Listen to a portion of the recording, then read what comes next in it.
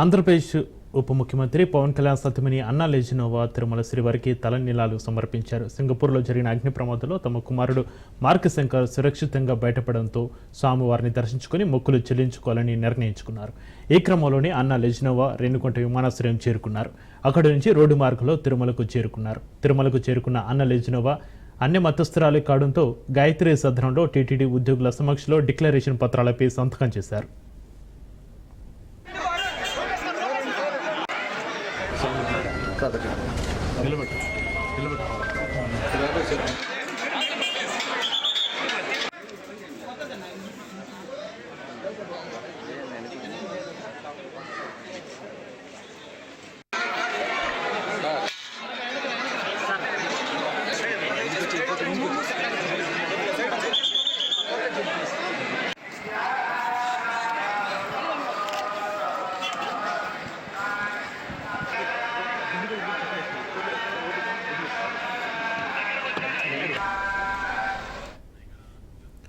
తిరుమలలో శ్రీ వరాహ స్వామివారి దర్శనం చేసుకున్న అనంతరం పద్మావతి కళ్యాణకట్టలో అన్నా లెజినోవా తలనీలాలు సమర్పించారు. తద్వారా తిరుమల శ్రీ వెంకటేశ్వర స్వామివారికి మొక్కులు చెల్లించుకున్నారు. ఇక అన్నా లెజినోవా సోమవారం వేకువజామున సుప్రభాత సేవలో పాల్గొని శ్రీవారిని దర్శించుకోనున్నారు. ఇక సింగపూర్లోని ఓ హోస్కులో జరిగిన అగ్ని ప్రమాదంలో పవన్ కళ్యాణ్ అన్నా లెజినోవాల కుమారుడు మార్క్ శంకర్ గాయపడ్డారు. దీంతో మార్క్ శంకర్ను ఆసుపత్రికి తరలించి చికిత్స అందించారు. ఈ విషయం తెలిసిన వెంటనే పవన్ కళ్యాణ్ వెంటనే సింగపూర్ బయలుదేరి వెళ్లారు. అయితే తాజాగా పవన్ కళ్యాణ్ తన కొడుకును తీసుకుని ఇండియాకు చేరుకున్నారు.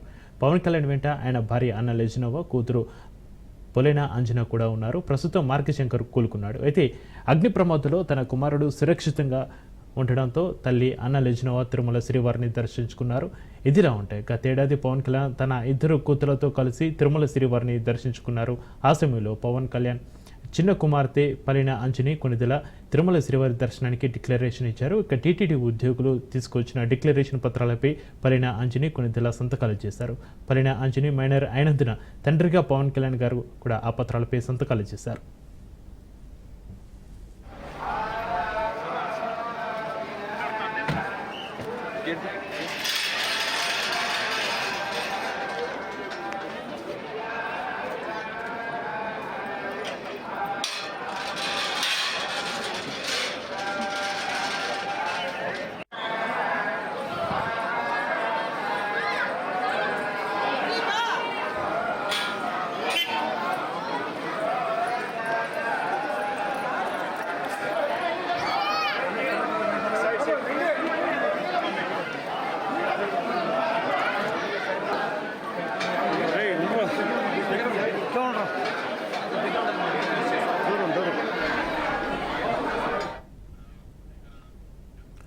ఆంధ్రప్రదేశ్ ఉప ముఖ్యమంత్రి పవన్ కళ్యాణ్ సతీమణి అన్నా లెజినోవా తిరుమల శ్రీవారికి తలనీలాలు సమర్పించారు. సింగపూర్లో జరిగిన అగ్ని ప్రమాదంలో తమ కుమారుడు మార్క్ శంకర్ సురక్షితంగా బయటపడడంతో స్వామివారిని దర్శించుకుని మొక్కులు చెల్లించుకోవాలని నిర్ణయించుకున్నారు. ఈ క్రమంలోనే అన్నా లెజినోవా రేణిగుంట విమానాశ్రయం చేరుకున్నారు. అక్కడి నుంచి రోడ్డు మార్గంలో తిరుమలకు చేరుకున్నారు. తిరుమలకు చేరుకున్న అన్నా లెజినోవా అన్ని మతస్థురాలు కావడంతో గాయత్రి సదనంలో టీటీడీ ఉద్యోగుల సమక్షంలో డిక్లరేషన్ పత్రాలపై సంతకం చేశారు.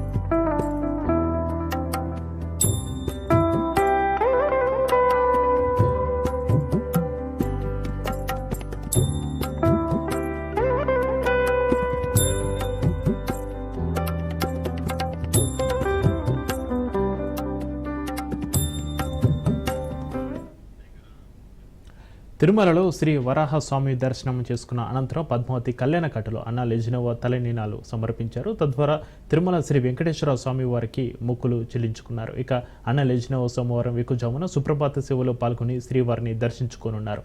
ఇక సింగపూర్లో ఒక స్కూల్లో జరిగిన అగ్ని ప్రమాదంలో పవన్ కళ్యాణ్ అన్నా లెజినోవాల కుమారుడు మార్క్ శంకర్ గాయపడ్డారు. దీంతో మార్క్ శంకర్ను ఆసుపత్రికి తరలించి చికిత్స అందించారు. ఈ విషయం తెలిసిన వెంటనే పవన్ కళ్యాణ్ వెంటనే సింగపూర్ బయలుదేరి వెళ్లారు. అయితే తాజాగా పవన్ కళ్యాణ్ తన కొడుకును తీసుకుని ఇండియాకు చేరుకున్నారు. పవన్ కళ్యాణ్ వెంట ఆయన భార్య అన్నా లెజినోవా, కూతురు పోలిన అంజనా కూడా ఉన్నారు. ప్రస్తుతం మార్క్ శంకర్ కోలుకుంటున్నారు. అయితే అగ్ని ప్రమాదంలో తన కుమారుడు సురక్షితంగా ఉండడంతో తల్లి అన్నా లెజినోవా తిరుమల శ్రీవారిని దర్శించుకోనున్నారు. ఇదిలా ఉంటే గతేడాది పవన్ కళ్యాణ్ తన ఇద్దరు కూతులతో కలిసి తిరుమల శ్రీవారిని దర్శించుకున్నారు. ఆ సమయంలో పవన్ చిన్న కుమార్తె పలిన అంజనీ కొణిదెల తిరుమల శ్రీవారి దర్శనానికి డిక్లరేషన్ ఇచ్చారు. టీటీడీ ఉద్యోగులు తీసుకొచ్చిన డిక్లరేషన్ పత్రాలపై పలిని అంజనీ కొణిదెల సంతకాలు చేశారు. పలిని అంజనీ మైనర్ అయినందున తండ్రిగా పవన్ కళ్యాణ్ కూడా ఆ పత్రాలపై సంతకాలు చేశారు.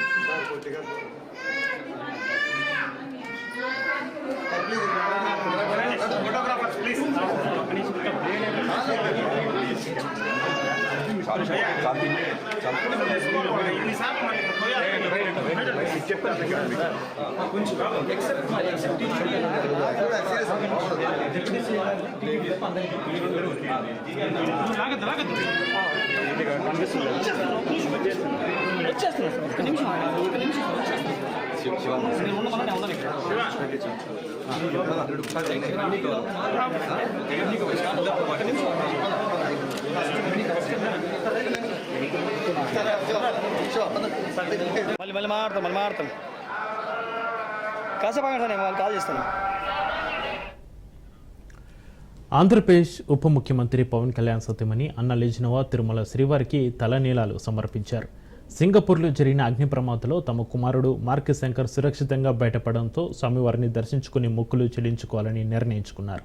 ఈ క్రమంలోనే అన్నా లెజినోవా రేణిగుంట విమానాశ్రయం చేరుకున్నారు. అక్కడి నుంచి రోడ్డు మార్గంలో తిరుమలకు చేరుకున్నారు. తిరుమలకు చేరుకున్న అన్నా లెజినోవా అన్ని మతస్థురాలు కావడంతో గాయత్రి సత్రంలో టీటీడీ ఉద్యోగుల సమక్షంలో డిక్లరేషన్ పత్రాలపై సంతకం చేశారు.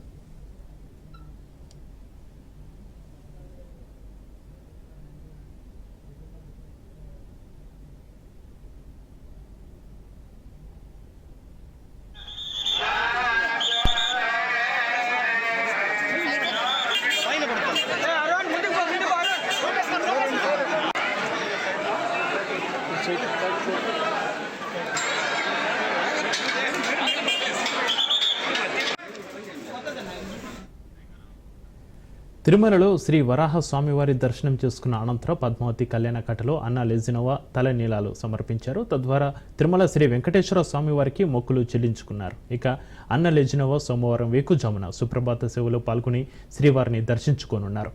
ఇక సింగపూర్లో ఓ స్కూల్లో జరిగిన అగ్ని ప్రమాదంలో పవన్ కళ్యాణ్ అన్నా లెజినోవాల కుమారుడు మార్క్ శంకర్ గాయపడ్డారు. దీంతో మార్క్ శంకర్ను ఆసుపత్రికి తరలించి చికిత్స అందించారు. ఈ విషయం తెలిసిన వెంటనే పవన్ కళ్యాణ్ వెంటనే సింగపూర్ బయలుదేరి వెళ్లారు. అయితే తాజాగా పవన్ కళ్యాణ్ తన కొడుకును తీసుకుని ఇండియాకు చేరుకున్నారు. పవన్ కళ్యాణ్ వెంట ఆయన భార్య అన్నా లెజినోవా, కూతురు పోలిన అంజనా కూడా ఉన్నారు. ప్రస్తుతం మార్క్ శంకర్ కోలుకుంటున్నారు. అయితే అగ్ని ప్రమాదంలో తన కుమారుడు సురక్షితంగా ఉండడంతో తల్లి అన్నా లెజినోవా తిరుమల శ్రీవారిని దర్శించుకోనున్నారు. ఇదిలా ఉంటే గతేడాది పవన్ కళ్యాణ్ తన ఇద్దరు కూతులతో కలిసి తిరుమల శ్రీవారిని దర్శించుకున్నారు. ఆ సమయంలో పవన్ చిన్న కుమార్తె పలిన అంజనీ కొణిదెల తిరుమల శ్రీవారి దర్శనానికి డిక్లరేషన్ ఇచ్చారు. టీటీడీ ఉద్యోగులు తీసుకొచ్చిన డిక్లరేషన్ పత్రాలపై పలిని అంజనీ కొణిదెల సంతకాలు చేశారు. పలిన అంజనీ మైనర్ అయినందున తండ్రిగా పవన్ కళ్యాణ్ కూడా ఆ పత్రాలపై సంతకాలు చేశారు.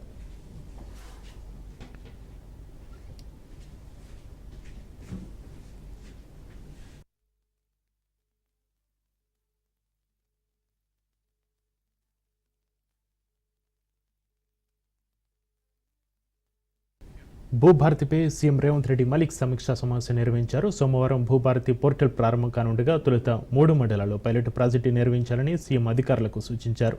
ప్రజల సూచనలతో పోర్టల్ను మరింత బలోపేతం చేయాలని చెప్పారు. భూభారతిపై అవగాహన సదస్సులు నిర్వహించాలని ఆదేశించారు. అవగాహన సదస్సుల బాధ్యత కలెక్టర్లకు అప్పగించినట్లుగా సీఎం తెలిపారు.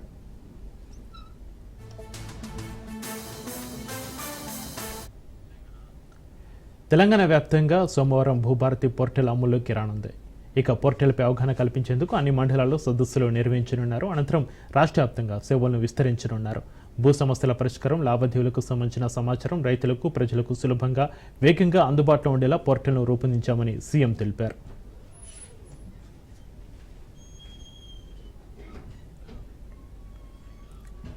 భూభారతి చట్టంపై క్షేత్రస్థాయిలో ప్రజలకు విస్తృతంగా అవగాహన కల్పించాలని కలెక్టర్లను సీఎం రేవంత్ రెడ్డి ఆదేశించారు. ప్రతి మండలంలో అవగాహన సదస్సులు నిర్వహించాలి అన్నారు. ప్రజలకు సౌకర్యవంతంగా ఉండేలాగా భూభారతి పోర్టల్ ఉండాలని అధికారులకు సూచించారు. పైలట్ ప్రాజెక్టులో ప్రజల నుంచి వచ్చే సలహాలు, సూచనలు స్వీకరించి పోర్టల్ను మరింత బలోపేతం చేయాలన్నారు. ప్రజలు, రైతులకు అర్థమయ్యేలా సులభమైన భాషలో పోర్టల్ ఉండాలన్నారు. వెబ్సైట్తో పాటు యాప్ను పటిష్టంగా నిర్వహించాలని ఆదేశించారు. కాగా 2 గంటలకు పైగా జరిగిన సమీక్షలో భూభారతి కార్యాచరణ మార్గదర్శకాలపై ఏకాభిప్రాయం కుదిరింది. భూభారతి చట్టాన్ని సోమవారం అంబేద్కర్ జయంతి సందర్భంగా సీఎం రేవంత్ రెడ్డి ప్రజలకు అంకితం చేయనున్నారు. ఈ కార్యక్రమాన్ని భారీ ఎత్తున నిర్వహించేందుకు శిల్పకళా వేదికలు ఏర్పాట్లు చేస్తున్నారు. సోమవారం సాయంత్రం 5 గంటలకు కొత్త చట్టం అమల్లోకి రానుంది. భూభారతి 2025 చట్టం పోర్టల్ ప్రారంభ ఏర్పాట్ల పర్యవేక్షణకు ప్రత్యేక అధికారిని నియమించారు. ఇందిరమ్మ రాజ్యం వచ్చిన తర్వాత ధరణిని బంగాళాఖాతంలో వేసి భూములున్న ఆసాములకు భరోసా కల్పిస్తామని, వారికి భద్రత కల్పిస్తామని చెప్పిన మాటలో భాగంగా భూభారతి చట్టాన్ని అంటే 2025 6 చట్టాన్ని తేవటం కోసం అసెంబ్లీ సాక్షిగా డిబేట్ పెట్టి, ఆ డిబేట్ పెట్టిన తర్వాత తెలంగాణ రాష్ట్రంలో మేధావులు, అనుభవజ్ఞులు, ప్రత్యేకంగా భూ చట్టం మీద ఉన్న పరిపక్వత పొందిన ప్రజలు అందరి అభిప్రాయాలు సేకరించిన తర్వాత భూభారతి 2025 చట్టాన్ని ఈ జనవరి 1వ తారీఖు నాడు తెచ్చుకోవటం జరిగింది.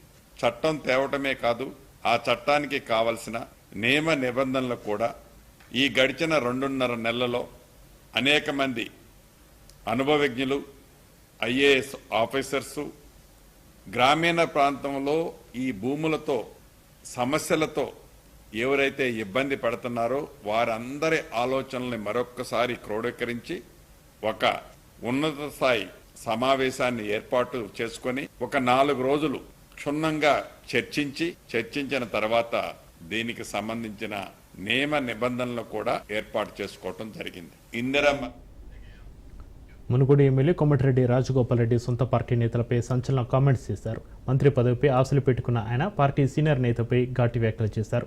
ఉమ్మడి నల్గొండ జిల్లాకి చెందిన సీనియర్ నేత జానారెడ్డి ధృతరాష్ట్రుడి పాత్ర పోషిస్తున్నారని ఆరోపించారు. తనకు మంత్రి పదవి రాకుండా కొందరు అడ్డుపడుతున్నారని విమర్శలు చేశారు.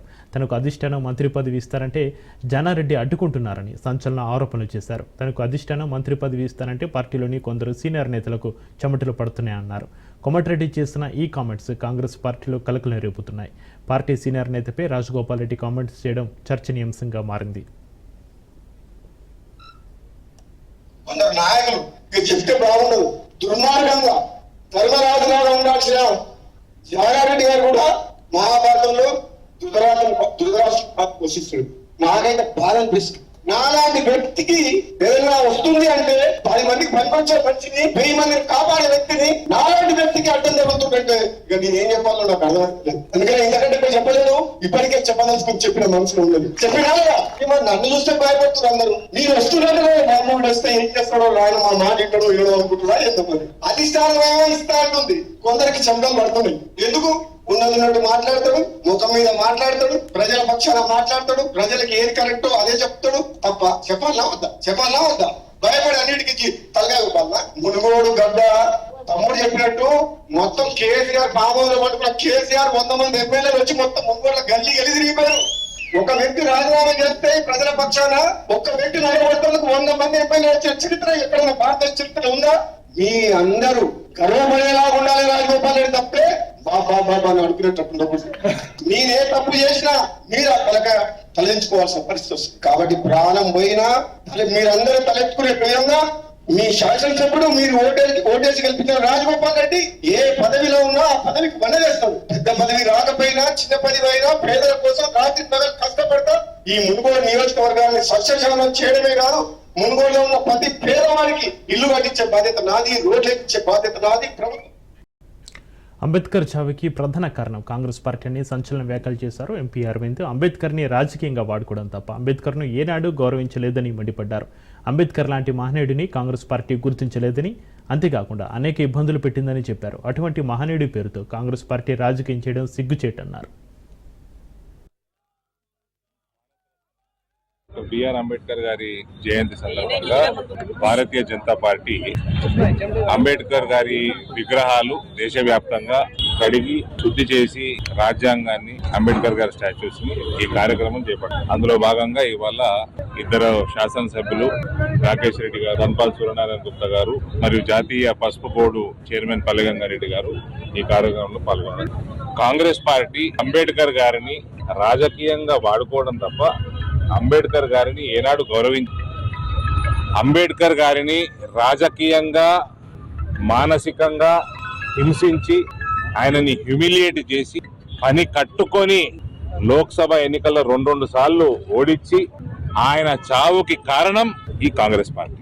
ఆనాడు జవహర్ లాల్ నెహ్రూ నాయకత్వంలో నడిచిన కాంగ్రెస్ పార్టీ. వీళ్ళు ఏ ముఖం పెట్టుకొని అంబేద్కర్ గారి పేరు వాడటం, ఆయన రచించిన రాజ్యాంగం కాపాడినట్టు రాజ్యాంగాన్ని పూర్తి స్థాయిలో కాంగ్రెస్ పార్టీ ఏ రకంగా అయితే అవమానించిందో, వాళ్ళు ఉన్న ప్రభుత్వంలో ఉన్న అనేక సంవత్సరాలు అట్లా మనము ఊహించలేము కూడా. అంత మంత్రి మండిపల్లిపై వైసీపీ నేత రమేష్ రెడ్డి తీవ్ర ఆరోపణలు చేశారు. కంకర మిల్లుల దగ్గర అక్రమ వసూలకు పాల్పడుతున్నాడంటూ మంత్రిపై విమర్శలు చేశారు. 2019లో వైసీపీలో ఉండి టీడీపీకి సాయం చేస్తానంటూ తమ కుటుంబ సభ్యుల దగ్గర 40 లక్షలు డబ్బులు తీసుకున్న చరిత్ర మండిపల్లిది అంటూ ఆగ్రహం వ్యక్తం చేశారు. చంద్రబాబు తనకు చేసిన ద్రోహానికి మనసు విరిగి వైసీపీలో చేరానన్నారు. 11 కోట్లు డబ్బులు తీసుకుని వైసీపీలో చేరానన్న ఆరోపణలపై వీరభద్ర స్వామి గుడిలో ప్రమాణం చేయడానికి తాను సిద్ధమన్నారు.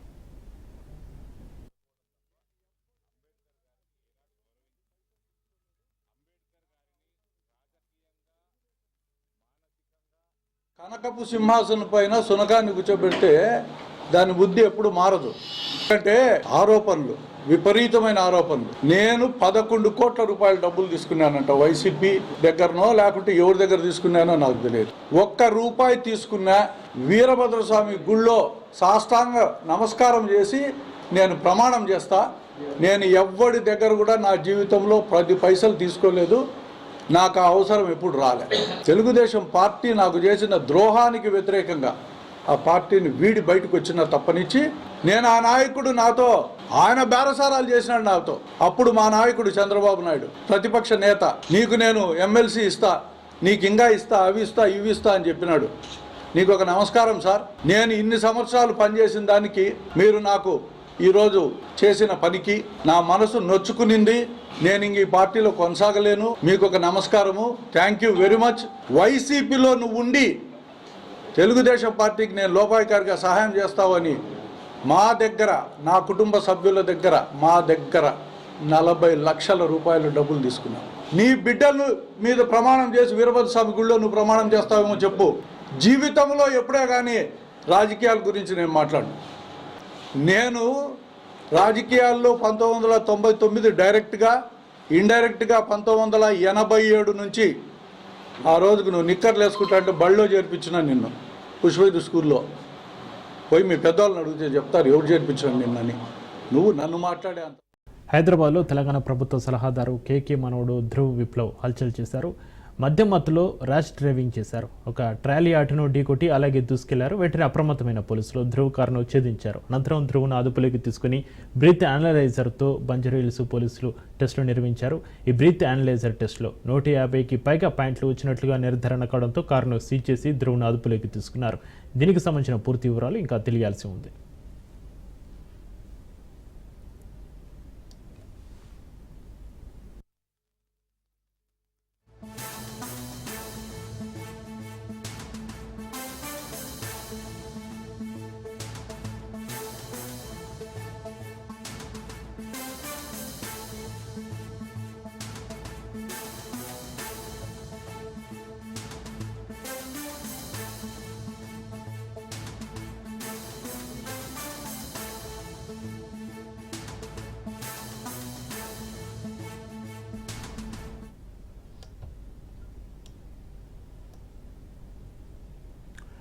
ప్రజలకు ఆరోగ్యాన్ని ఇవ్వాల్సిన చెట్లు వారిని అనారోగ్యానికి గురిచేస్తున్నాయి.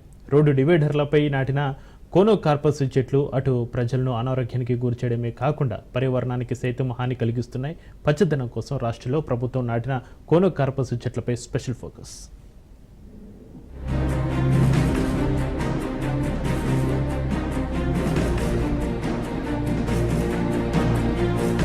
కొన్నేళ్లుగా అప్పటి ప్రభుత్వం హరితాహారం పేరుతో రోడ్ల పక్కన, రోడ్ల డివైడర్ల మధ్యన వివిధ రకాల చెట్లను నాటింది. వాటితో పాటు కోనోకార్పస్ చెట్లను సైతం నాటారు. నిటారుగా పెరుగుతూ సంవత్సరం పొడవునా పచ్చగా ఉంటూ చూపరులను ఆకర్షిస్తున్న కోనోకార్పస్ చెట్లు ఆరోగ్యానికి శాపంగా మారాయి. ఈ మొక్కలు నిటారుగా పెరగటంతో పాటు భూమి లోతులోకి చొచ్చుకుపోయి భూగర్భ జలాలను ఆశాంతం వాడుకుంటాయి. దీంతో ఈ చెట్లు ఉన్న ప్రాంతంలో భూగర్భ జలాలు అట్టడుగు స్థాయికి చేరుకుంటాయి. అంతేకాకుండా ఏడాదికి 3 సార్లు పుష్పించటం వీటి పుప్పొడి గాలిలో కలిసి ప్రజల ఊపిరితిత్తుల్లోకి వెళ్తుంది. దీంతో ప్రజలు అనారోగ్యానికి గురవుతున్నారు. గాలిలోని ఆక్సిజన్ శాతం సైతం ఈ చెట్టు వల్ల తగ్గుతుంది. ఈ చెట్లపై పక్షులు కూడా వాలవు. కోనోకార్పస్ చెట్లు ఉప్పునీటి ప్రాంతాల్లో విరివిగా పెరుగుతాయి. ఇంతగా పర్యావరణానికి హాని చేస్తున్న ఈ చెట్లను ప్రపంచ దేశాల్లో చాలా వరకు వీటిని నిషేధించాయి. కానీ మన దేశంలో ఇంకా వీటిని పెంచుతూనే ఉన్నారు. కేవలం పచ్చదనాన్ని మాత్రమే అందిస్తూ గాలిలోని ఆక్సిజన్ శాతాన్ని తగ్గిస్తూ భూమిలోని భూగర్భ జలాలను తగ్గిస్తూ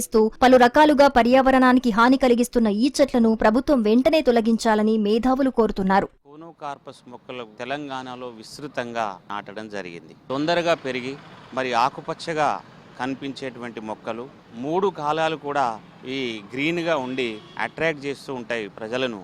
కానీ వీటి వల్ల అనర్థాలు ఎన్నో ఉన్నాయి. వీటిని తెలియకుండానే రోడ్ల పక్కన డివైడర్ల మధ్యలో పెంచడం వలన వీటి యొక్క వేరు వ్యవస్థ విస్తృతంగా వ్యాప్తి చెంది భూగర్భంగా కూడా మనకు నష్టం జరుగుతూ ఉన్నది. వీటి పైన ఎలాంటి పక్షులు కానీ ఏదైనటువంటి స్థానీయమైనటువంటి జంతువులు కానీ ఆవాసం చేయడానికి అనుకూలమైనటువంటి మొక్క కాదు. అధికారులు వీటిని పైన దృష్టి పెట్టుకొని మరి తీసేస్తే ప్రజలకు ఎంతో న్యాయం జరుగుతూ ఉంటుంది. కోనోకార్పస్ పూల పుప్పొడి ఊపిరితిత్తులోకి చేరటంతో శ్వాసకోశ సంబంధిత వ్యాధులు, తీవ్రమైన తలనొప్పి, ఎలర్జీలు, చర్మ సంబంధిత వ్యాధులు సంక్రమించే అవకాశం ఉన్నందున ఈ చెట్లను వెంటనే తొలగించి ప్రజల ఆరోగ్యాన్ని కాపాడాలని డాక్టర్లు సూచిస్తున్నారు. రోడ్ల మీద డివైడర్ల మీద పెట్టిన చెట్లు కోనోకార్పస్ చెట్లు అవి మనకు చాలా నష్టాలు కలిగిస్తున్నాయి. వాటి నుంచి వచ్చే పుప్పొడి రేణువులు ఆ గాలిలో కలిసి రోడ్ల మీద ప్రయాణిస్తున్న ప్రజలందరికీ ఆ శ్వాస తీసుకున్నప్పుడు ఊపిరితిత్తులకు పోయి ఎలర్జీ, ఆస్తమా, దమ్ము, దగ్గు, ఊపిరాగిపోయే పరిస్థితి కూడా రావచ్చు. ఆ చెట్ల వల్ల మనకు నష్టాలే తప్ప లాభాలు ఏం లేవు.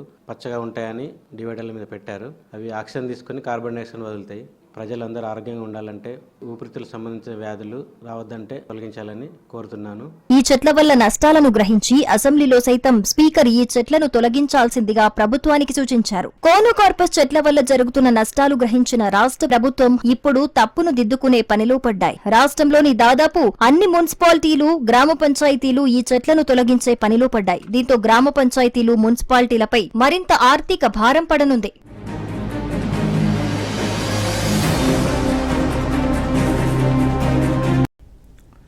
బాపట్ల జిల్లా చీరాలలో మట్టల పండుగను సెయింట్ మార్క్ లూథరన్ చర్చిలో ఘనంగా నిర్వహించారు. యేసుక్రీస్తు పునరుత్థాన రోజుగా చెప్పుకునే ఈస్టర్ పండుగను పురస్కరించుకుని ఆయన అనుభవించిన శ్రమలకు గుర్తుగా 40 రోజుల పాటు క్రైస్తవులంతా ఉపవాసం ఆచరిస్తారు. యేసుక్రీస్తు జెరూసలేంలోకి ప్రవేశించిన సమయంలో ఆయనకు మట్టలను అలంకరించి 5వ రోజున స్వాగతం పలుకుతారు.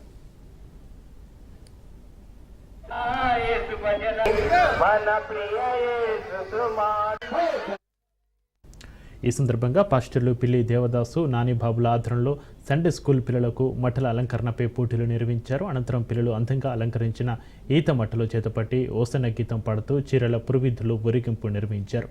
చర్చిలో ప్రత్యేక ప్రార్థనలు చేశారు. ఉపవాస దీక్షలు ఆఖరి వారానికి చేరుకోవడంతో ఈ వారం రోజుల పాటు చర్చిలలో ప్రత్యేక ప్రార్థనలు నిర్వహించినట్లుగా దేవజనులు దేవదాసు తెలిపారు. పాస్టర్ ముసుగులో లైంగిక వేధింపులకు పాల్పడ్డ పాస్టర్ను కేరళ పోలీసులు అరెస్టు చేశారు. కోయంబత్తూరులోని Kings Generation church pastor John Bejaraj 2 మైనర్లపై లైంగిక వేధింపులకు పాల్పడినట్లుగా ఆరోపణలు ఎదుర్కొంటున్నాడు. దీంతో అతని గత కొద్ది నెలలుగా గాలిస్తున్న పోలీసులు కేరళలోని మున్నార్లో అరెస్టు చేశారు. అనంతరం కోర్టులో హాజరుపరిచి జ్యుడిషియల్ కస్టడీకి తరలించారు. సోషల్ మీడియాలో జాన్ బేజరాజ్కు మంచి పాపులర్ ఇమేజ్ ఉంది. అయితే గత ఏడాది మే నెలలో కోయంబత్తూరులో జరిగిన పార్టీలో బేజరాజు మైనర్లపై దాడి చేశాడని తెలుస్తోంది. ఈ నేపథ్యంలోనే పాస్టర్పై ఫిర్యాదు చేయగా పోలీసులు అరెస్టు చేశారు.